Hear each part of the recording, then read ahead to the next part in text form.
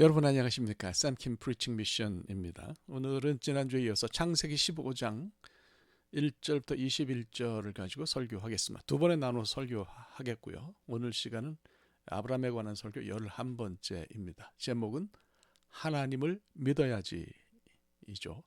본문은 긴데요. 그냥 1절 한 절만 읽겠습니다. 그리고 나머지는 이제 여러분들이 성경을 펴놓고 말씀을 들으시면서 확인하시면 될 것 같습니다. 이후에 여호와의 말씀이 환상 중에 아브라함에게 임하여 이르시되 아브라함아 두려워하지 말라. 나는 내 방패요 너희의 지극히 큰 상급이니라. 아브라함에게 있어서 가장 중요한 것, 하나님이 아브라함에게 주신 언약의 내용은 두 가지로 요약할 수 있죠. 하나는 이제 땅이에요. 땅, 가나안이고요. 또 하나는 이제 후손이에요. 그래서 오늘 말씀 후손에 관한 거죠. 근데 후손을 이제 아브라함이 기다리는데 슬슬 짜증이 좀 납니다. 조금 더 있으면 나이가 들어서 생산 능력이 없어질 텐데 하나님이 뭐 여전히 어떤 행동을 하시지를 않죠. 가끔 심심하면 하나님 나타나셔가지고 아브라함에게 뭐 아들 이야기를 하시긴 하셨지만은 그냥 말만 하신 거죠. 어떤 그런 기쁜 소식이 실제로 그들에게 있었던 것은, 아브라함 부부에게 있었던 것은 아닙니다. 아브라함은 나이 75세 하란을 떠났고요. 75 제가 잘 아는 프랑크푸르트에서 목회하시는 목사님 한 분은 72이신데 일은 일흔이 아니고 잃어버린 뭐 그런 뜻이 아니고 일은 early. 그래서 아직 할 일이 많다 이런 얘기를 하셔서 제가 깊은 감동을 받았던 적이 있는데, 하여튼 뭐 아브라함도 75세 할 일 많은 75세 하란을 떠났습니다. 아주 고생 많이 했어요. 가나안에 정착을 했고요. 한동안 방황을 했지만 시간이 지나서 헤브론에 있는 오랜 친구 마므레 숲풀에 거처를 정하고 나니까 이제 생활도 안정이 됐어요. 그래서 뭐 가신들도 많이 있었고요. 이 가신들이 굉장히 용맹해서 그 포로로 잡혀간 조카 롯을 구할 수 있을 만큼 그렇게 아주 대단한 세력을 구축을 했습니다. 그래서 뭐 가나안에 있는 어떤 원주민도 그를 무시할 수 없는 그런 상황이 됐죠. 자, 이렇게 되면 모든 것이 안정되고 잘 이루어지면, 가진 것이 넉넉해지면 무슨 생각이 나겠어요? 아, 이거 내가 누구에게 물려줄 거냐? 그죠? 후사가 이제 간절해지는 거죠. 근데 하나님은 여전히 말씀이 없으시고 어떤 행동이 없으세요. 아브라함이 이제 속이 시커멓게 타들어가는 거죠. 그래서 어느 날 하나님이 환상 속에서 그를 찾아오셨어요. 아주 속이 막 드글드글하고 막 그냥 시커멓게 탄 그런 아브라함에게 하나님이 두려워 말라 그러세요. 알티라, 히브리 말로 하면. 근데 이 뭐 그냥 하신 말씀이 아니라 그 아주 명령조인 거죠. 이 말씀을 하필이면 그때 아브라함에게 하셨을까? 나중에 이제 창세기 26장을 보면 이삭에게도 하셨고 46장을 보면 야곱에게도 하셨던 거예요. 하나님이 이런 말씀하실 수 있는데 뭐 이삭과 야곱의 경우에는 뭐 그렇게 우리가 반박할 여지가 없어요. 이삭은 그 안에서 우물 때문에 고생을 많이 했잖아요. 그리고 이제 마지막 우물을 파고 부엘쉐바로 옮긴 날 밤에 하나님이 그에게 두려워하지 말라 그러셨어요. 그러니까 그거는 이해할 수 있는 상황이죠. 또 야곱도 그래요. 온 가족이 애굽으로 그렇게 이주하는 그런 상황이었거든요. 곡식 문제로 요셉하고 한바탕 실랑이를 벌이고 야곱의 가족 모두가 이제 그 요셉이 총리 대신으로 있는 애굽으로 이제 가는 건데 하나님 두려워 말라. 새로운 땅으로 가잖아요. 새로운 땅으로 가고 새로운 곳으로 이렇게 이제 가는 것인데 뭐 얼마든지 납득할 수 있는 거죠. 오해는 하지 마세요. 이스라엘 백성이 야곱과 야곱의 가족이 애굽으로 간 것은 하나님의 계획 속에 있어서 그런 것이지, 그게 무슨 뭐 가나안을 포기한 거나 뭐 거기 영주하거나 하는 것은 아닙니다. 하나님은 애굽을 뻥튀기 공장으로 사용하셔서 가나안의 나라를 세우기 위해서 충분히 인원을 불리기 위해서 이제 그리로 보내신 거라고 볼 수 있죠. 그러니까 이거는 그렇게 템포럴한 걸로 이해하시면 좋겠습니다. 자, 하여간 근데 이제 아브라함은 다르죠. 말씀드린 것처럼 뭐 전쟁에서도 이기고 거주지도 안전하고 집안도 튼튼해서 뭐 이렇게 다른 사람이 넘보지 못하는 상황이기 때문에 두려워할 게 별로 없었어요. 근데 하나님이 이제 그 두려워 말라 그렇게 하셨죠. 이거는 뭐 어떻게 이해해야 될까요? 글쎄요.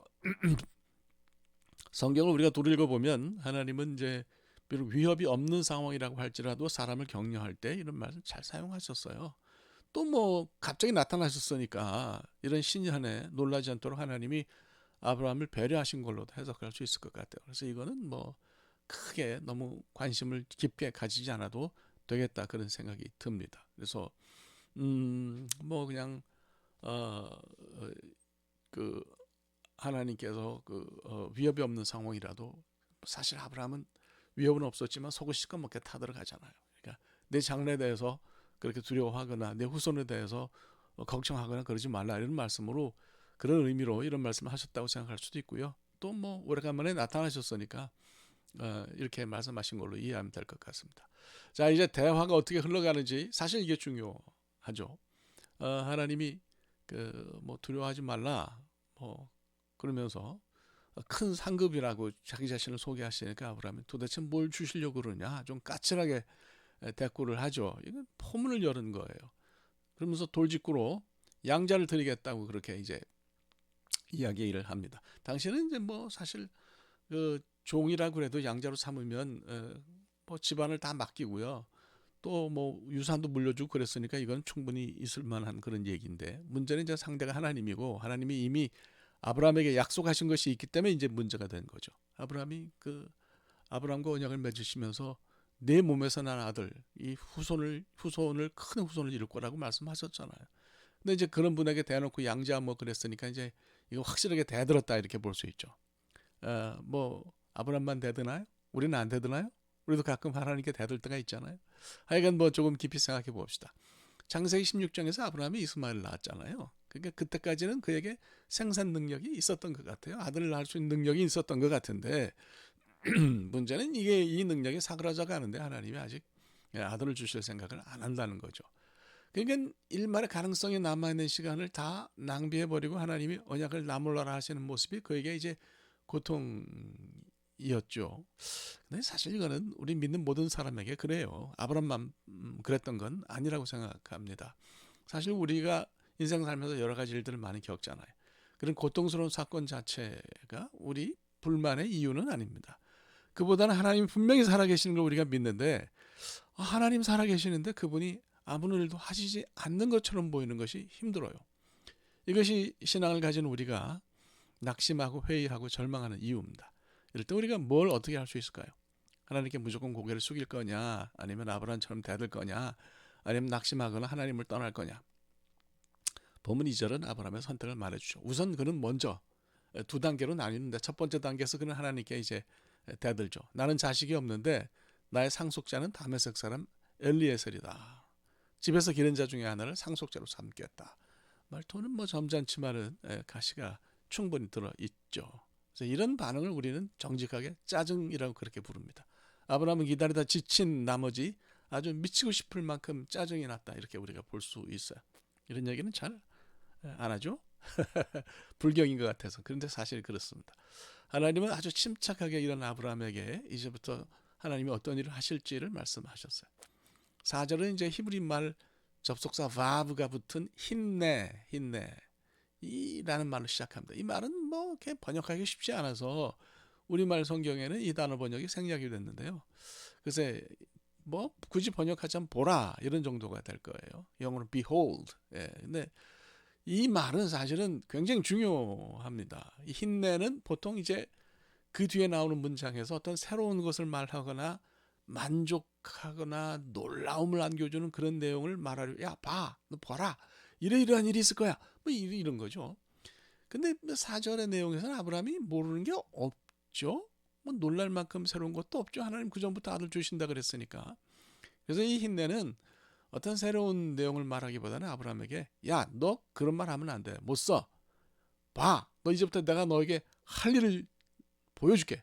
이렇게 하는 반박하는 내용으로 반박하는 기능을 가진 것으로 이해될 거예요. 그러니까 하나님은 아브라함이 양자를 들여서 뭘 물려준다고 하니까 그걸 반박하신 거죠. 네 몸에서 난 자가 후손이 될 것이고 별처럼 내 후손이 많아질 거라고 그러시면서 계약을 상기시키시고 뭐 그렇게 하세요. 아니 뭐 인간적으로 보면 아무것도 안 하셨는데 하나님이 이 할 만한 반대가 이게 참 그렇게 아브라함에게 마음에 와서 닿을까요? 그런데 하나님은 사실을 가지고 얘기를 하신 분. 하나님은 사실의 하나님이세요. 이거 우리가 잘 알아야 돼요. 하나님이 우리에게 말씀하시고 하나님이 우리에게 약속하시는 것은 사실, 팩트가 갖는 힘이에요. 사실 뭐 세상에 어떤 사람이 말을 할 때 팩트를 가지고 말하는 사람은 당당하기 마련이고요. 거짓이 아닌 사실에 입각한 정보를 주장하는 그런 사람은 누구도 꺾을 수 없는 강한 힘이 있어요. 하나님이 아브라함에게 말씀하실 때 아주 그렇게까지 강하게 확신을 가지고 말씀하시는 것은 그분의 말씀과 약속이 사실이고 그것이 이루어질 것이기 때문에. 그러니까 뭐 그냥 거짓말 하시는 거면 하나님이 이렇게까지 안 하셨을 텐데 팩트를 말하시기 때문에 그래요. 그래서 우리가 확실히 알아야 될 것은 하나님은 팩트의 하나님이다. 사실의 하나님이다. 내용을 끝까지 확실하게 지키시는 분이라는 것을 우리가 기억해야 합니다. 이것이 하나님의 의로움이에요. 아브라함에게 아들이 태어난다는 것이 하나님이 하실 일이고 똑부러지는 사실이기 때문에 하나님 그렇게 말씀하시는 거죠. 하나님의 이 빡센 반대를 이해하는 데 있어서 이 일이 실제로 일어날 팩트라는 것 외에 다른 설명이 필요하지를 않습니다. 하나님이 그런 분이고 하나님의 그런 성격을 우리가 알아야 된다고 하는 얘기이죠. 사실 이게 황당한데 이런 하나님의 황당함은 가나안으로 아브라함이 이주한 일에 한두 번 겪는 게 아니에요. 예, 뭐 땅도 주고 뭐 또 아무 이방인이 가득한 곳에 이미 설교했어요. 땅도 주겠다 그러시고 그리고 결국은 하나님이 이제 밤하늘의 별을 보여주시는 퍼포먼스까지 아브라함에게 행하신 것을 우리가 볼 수가 있잖아요. 그래서 이렇게 할 때 두 번째 단계가 시작되죠. 아브라함의 마음속에 하나님을 향한 확신과 믿음이 다시 생기는 것을 볼 수 있어요. 아브라함은 힘들었지만 한 번 더 분명히 아브라함의 몸에서 자식이 생산될 것이라고 하는 언약을 재확인했습니다. 아주 하나님 분명하게 사실을 얘기하셨기 때문에 뭐 그걸 반대할 수가 없었죠. 뭐 그렇다고 해서 아브라함이 이게 마음에 들었다는 걸 얘기하는 건 아니에요. 마음에 들지는 않았지만 그는 6절을 보면 하나님을 믿었다. 사실 이제 상황이 나이가 들었으니까 하란을 떠날 때보다 더 악해졌고요, 처절해졌고요. 뭐 후사에 관한은 그렇습니다. 그런데 그가 그럼에도 불구하고 언약을 받아들이고 약속을 받아들이고 하나님이 행하실 일이 사실이라는 것을 받아들이니까 하나님은 그것을 의라고 말씀하세요. 믿음의 원래 성격이 그런 거죠. 받아들일 수 없는 것을 믿는 것이 믿음입니다. 믿음은 히브리 말로 에무나인데요. 우리가 기도를 마무리할 때 아멘으로 마무리하잖아요. 이것은 명사형이 에무나예요. 근데 이게 구약 성경을 보면 뜻이 믿음이라는 뜻을 넘어서서 충성 또는 성실로 번역되는 경우가 많습니다. 그러니까 믿음은 머릿속에서 내가 이렇게 생각해야지 하는 생각의 개념이 아니고 행동의 개념이에요. 하나님에 대한 신뢰의 영역으로 내 삶을 던지는 거예요. 그리고 그것을 사실이라고 선포하고 행동하는 것이 믿음입니다. 그래서 이제 NASB, New American Standard Bible 보면은 동의, agreement로 이것을 번역하기도 했어요. 뭐 누가 어떤 사안에 대해서 동의하는 것은 생각이나 말의 차원을 넘어서서 어떤 행동을 취할 때 비로소 증명되는 거 아니겠습니까? 여러분, 우리가 분명히 믿읍시다. 하나님이 하시는 일은 틀림이 없습니다. 그분이 말씀하시는 것은 이루어집니다. 내가 계산하는 시간이나 방법이나 이런 거는 하나님과 무슨 관계가 있겠어요? 내 생각이 하나님의 생각과 맞다. 내 생각이 그대로 맞아 떨어지지 않는다고 해서 그분을 의심하는 것은 믿음이 아니다. 이렇게 말씀을 드립니다. 어떤 상황에서도 하나님의 확실함, 이것을 받아들이는 것이 믿음이에요. 그래서 아브라함은 의로운 사람이 되었습니다. 그래서 여러분 우리도 믿음을 가지고 그렇게 살아갈 수 있게 되기를 바랍니다. 기도합시다. 하나님, 믿을 수 없는 상황에서 믿음을 가진 아브라함처럼 우리도 우리의 여건상 모든 일을 바라볼 때 확신과 믿음을 가질 수 없는 상황이지만 하나님을 믿게 하여 주시옵소서. 예수 그리스도의 이름으로 기도합니다. 아멘. 오늘 여기까지 하면 될 것 같습니다. 대단히 감사합니다. 고맙습니다.